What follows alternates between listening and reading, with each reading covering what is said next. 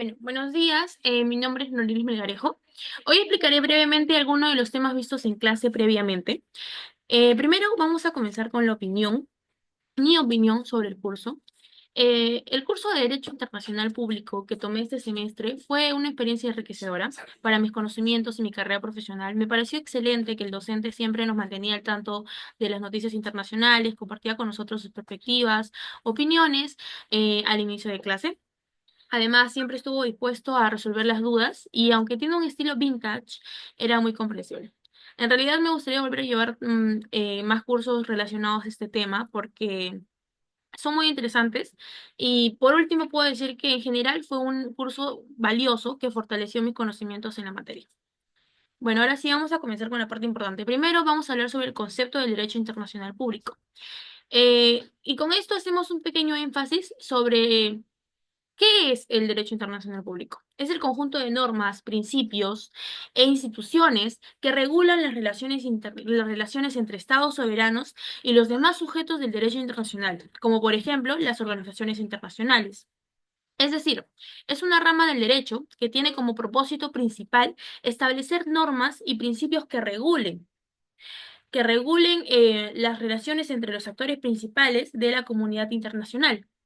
Estos actores incluyen no solo los estados soberanos, sino también a los otros sujetos del derecho internacional, como las organizaciones internacionales, algunos movimientos de liberación nacional e incluso, en ciertos casos, los individuos. Algunas de sus características son que abarcan una amplia gama de temas, desde la protección de los derechos humanos hasta la regulación del comercio internacional y la seguridad global. También las normas que se crean mediante acuerdos entre estados, que son los famosos tratados, o mediante prácticas aceptadas como vinculantes, que eso tiene que ver con la costumbre internacional.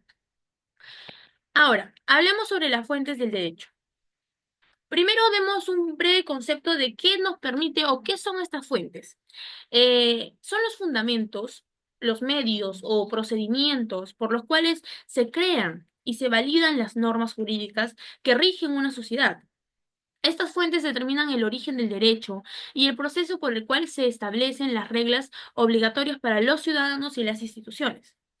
Pero, ¿cuáles son las fuentes del derecho? Son tres categorías. Tenemos derechos, fuentes reales, fuentes formales y fuentes históricas. Primero, las fuentes reales son los fenómenos sociales que participan en el surgimiento de una norma jurídica.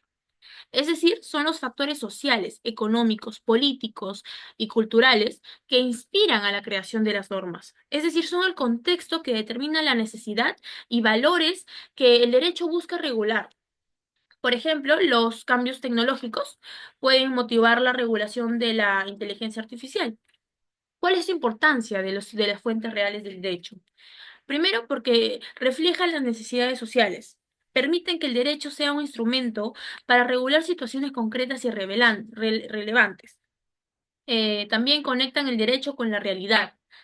Impulsa la evolución del derecho. Estas fuentes reales son un motor de cambio, adaptando el sistema jurídico a los nuevos desafíos de la sociedad. También favorecen la legitimidad del derecho. Cuando las normas surgen de las necesidades reales, son más aceptadas y respetadas por la población.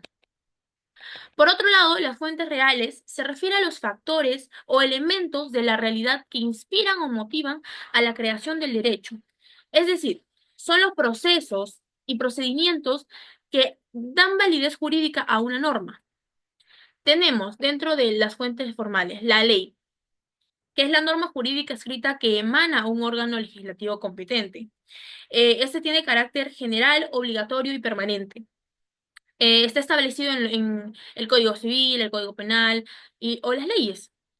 Ahora, tenemos también la costumbre, que es una práctica reiterada por una comunidad que se considera jurídicamente obligatoria.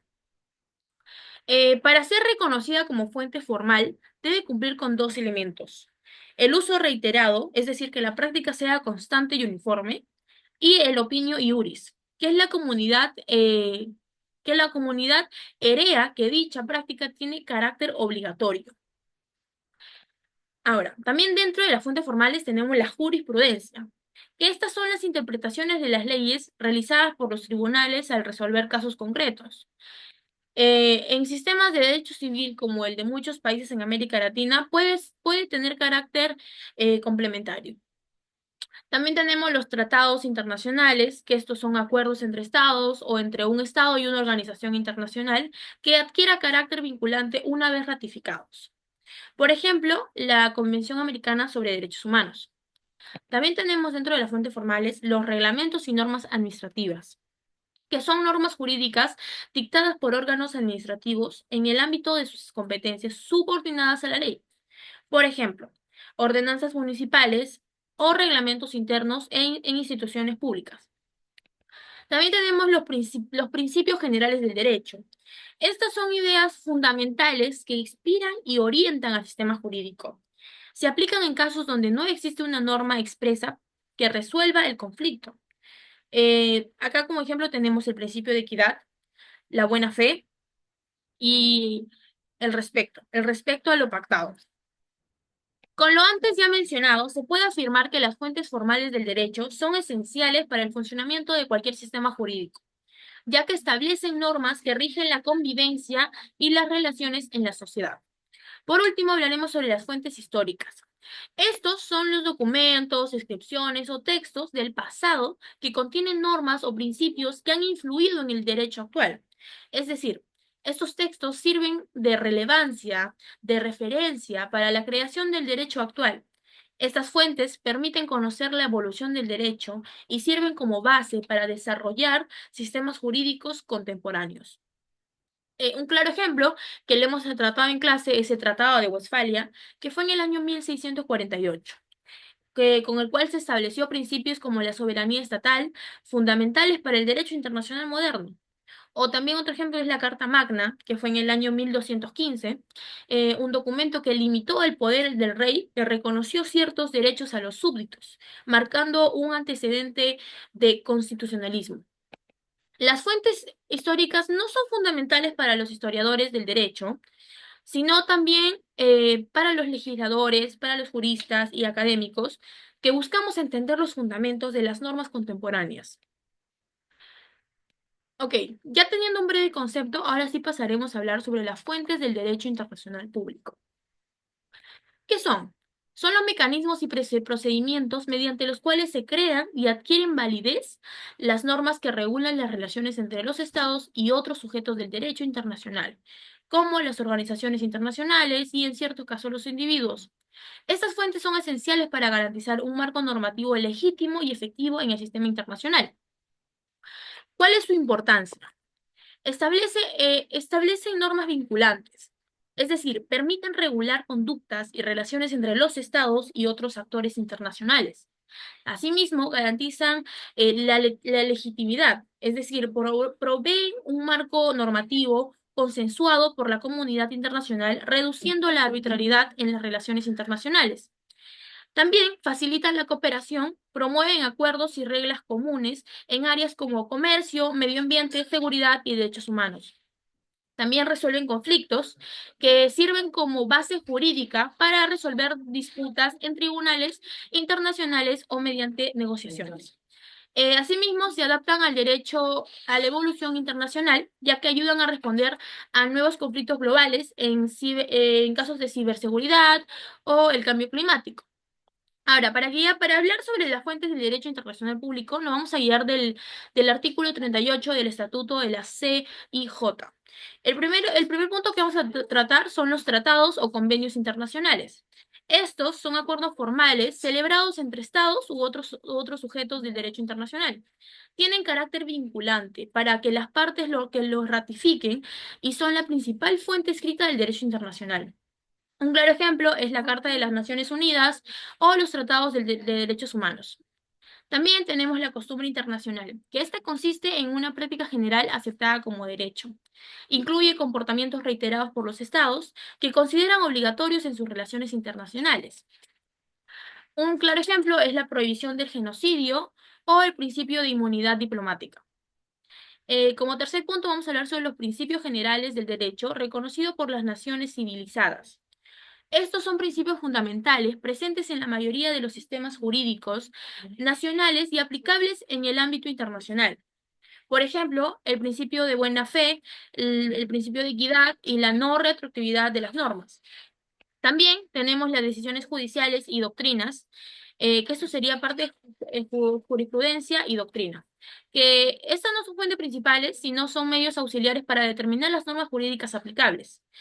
En el caso de doctrina, se busca las opiniones de expertos influyentes en el derecho internacional. Por último, tenemos el litigio ex aequo et bono, llamado como arbitraje de equidad. Comúnmente alude al arbitraje cuyo fallo contiene una justificación basada en nociones de justicia y conciencia.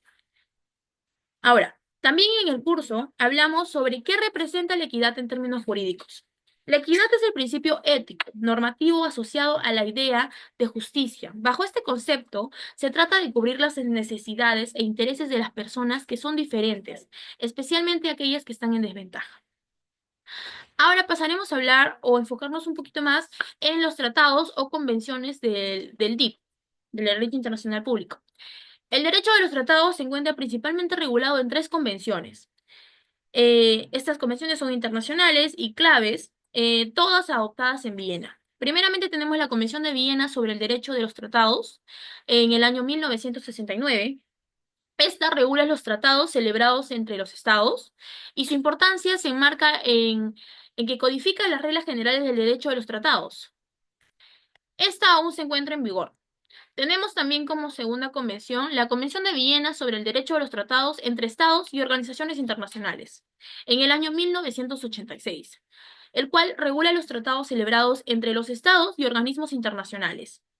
Su importancia es que se adapta a las disposiciones de la Convención de 1969 a la participación de las organizaciones internacionales, reconociendo así su capacidad para celebrar tratados y estableciendo reglas para su participación. Un claro ejemplo tenemos los tratados entre la Unión Europea y estados no miembros entre la ONU y estados. También tenemos la Convención de Viena sobre la sucesión de estados en materia de tratados en el año 1978. Esta regula la continuidad o terminación de los tratados en caso de sucesión de estados. Su importancia es que establece principios para situaciones como la dependencia y la independencia de antiguas colonias o la desintegración de estados, por ejemplo, Yugoslavia o la Unión Soviética. También la unificación de estados, un claro ejemplo es la Alemania reunificada. Esta convención actualmente se encuentra en vigor. Ahora, sigamos hablando sobre los tratados, pero primero demos un breve contexto, un breve concepto. Los tratados internacionales son, en efecto, una de las fuentes más importantes del derecho internacional público, debido a su cantidad, diversidad y capacidad para regular aspectos fundamentales de las relaciones entre los estados y los sujetos internacionales. Un tratado concluye en sentido estricto con su entrada en vigor. El proceso que lleva a la formación de un vínculo convencional es de tres etapas. Tenemos la primera etapa, negociación, la segunda etapa, adopción, y la tercera, manifestación del consentimiento, que la última prácticamente se trata de una ratificación. Primeramente, la negociación, en esta etapa existe una obligación de comportarse de buena fe. Es la fase donde las partes interesadas, generalmente los representantes de los estados o organizaciones internacionales, se reúnen para discutir y acordar los términos del tratado. Luego viene la etapa de adopción. En esta etapa se hace referencia al momento en el cual se llega a la formulación concreta de un texto del acuerdo de voluntades. Es el acto formal de aprobar el texto del tratado una vez que se hayan acordado todos los términos en la fase de negociación. Adopción significa que el texto ha sido aceptado oficialmente por los representantes de los estados o las organizaciones internacionales involucradas. Aunque no signifique aún que se haya expresado el consentimiento para quedar vinculados por el tratado, a tal punto que el texto del tratado está listo para ser sometido a una ratificación, que sería el tercer punto, ¿no? La manifestación del consentimiento. Una vez que el tratado ha sido adoptado y firmado, no deviene inmediatamente vinculante. Esta manifestación es el acto formal mediante el cual un Estado o una organización internacional expresa su voluntad definitiva de querer legalmente obligado por el tratado. Cuando un Estado ha manifestado su consentimiento, recibe el nombre de Estado contratante. y un Estado puede no manifestar su consentimiento para vincularse con un tratado que pudo haber negociado y autenticado. Ahora, como último tema hablaremos sobre los sujetos del derecho internacional público. Ser sujeto del derecho internacional equivale a tener personalidad jurídica en el marco del DIP, o sea, del derecho internacional público. Ello equivale a ejercer derechos, pero también a asumir responsabilidades en el ámbito internacional. ¿Quiénes son los sujetos del derecho internacional? Primeramente tenemos a los estados. En esto tenemos los sujetos primarios y plenarios del derecho internacional. Primarios, tenemos a los estados, que son base histórica del derecho internacional, ya que han existido antes de cualquier otra entidad internacional y son la piedra angular del sistema internacional. Los plenarios son los soberanos, los que otorgan plena capacidad para contraer derechos y asumir obligaciones a través de tratados y otras fuentes del derecho. Ahora, las características. Los estados poseen personalidad jurídica internacional y son los principales actores en la formulación y aplicación de las normas internacionales. Por eso van primeros. Como segundos sujetos tenemos las organizaciones internacionales o sujetos derivados del derecho internacional. Las organizaciones internacionales surgen del derecho internacional y su existencia depende de un tratado constitutivo para su base jurídica. Su finalidad común es la cooperación internacional para resolver problemas globales. En este punto tenemos tres generaciones. La primera generación vienen a ser las comisiones fluviales y uniones administrativas creadas para abordar problemas técnicos o económicos limitados. Por ejemplo, las organizaciones creadas tras las guerras, como la Primera Guerra Mundial. Tenemos la segunda generación, que son organizaciones intergubernamentales con el objetivo de promover la cooperación internacional, mantener la paz y seguridad. Un claro ejemplo es la Sociedad de las Naciones en 1919 y la Organización de las Naciones Unidas en el año 1945. Como tercera generación tenemos a las organizaciones con diversas finalidades que abordan problemas económicos, sociales, de seguridad y de integración. Por ejemplo, si hablamos de integración, tenemos la Unión Europea, Mercosur, seguridad colectiva, tenemos a la OTAN, al TIAR, económicas, tenemos al Banco Mundial, continentales, a la Unión Africana, a la OEA, y así. Ahora, como tercer sujeto tenemos al individuo, a la persona humana. Este sujeto de derecho internacional, tradicionalmente, el individuo no era considerado sujeto del derecho internacional, pero con el auge de los derechos humanos se ha ganado este estatus. Su inclusión en el sistema internacional es reciente y está vinculada al reconocimiento y protección de los derechos humanos. Ahora, tenemos también así como otro sujeto a los pueblos que están relacionados con el derecho a la libre determinación. Los movimientos de liberación nacional, que son organizaciones de resistencia que luchan contra ocupaciones coloniales, regímenes o persecutorios o dominación extranjera. Dentro del cuarto punto también tenemos empresas multinacionales o transnacionales que, aunque no son sujetos plenos del derecho, operan bajo el ordenamiento jurídico de varios estados y pueden ser responsables ante tribunales. Por ejemplo, empresas que participan en juicios de arbitraje internacional. También puede ser, tenemos acá como cuarto punto, las organizaciones no gubernamentales, como la ONG. Eh, Son entidades civiles internacionales que participan activamente en actividades humanitarias, sociales y ambientales. Por ejemplo, la Amnistía Internacional, los Médicos Sin Fronteras, entre otros. Por último, tenemos el Comité Internacional de la Cruz Roja, el CICR, que es una organización única que, debido a sus fines y principios, tiene el estatus especial en el derecho internacional humanitario. Este, sus fines son la mitigación del sufrimiento humano. Muchas gracias, espero que les haya gustado y se haya entendido todo. Gracias.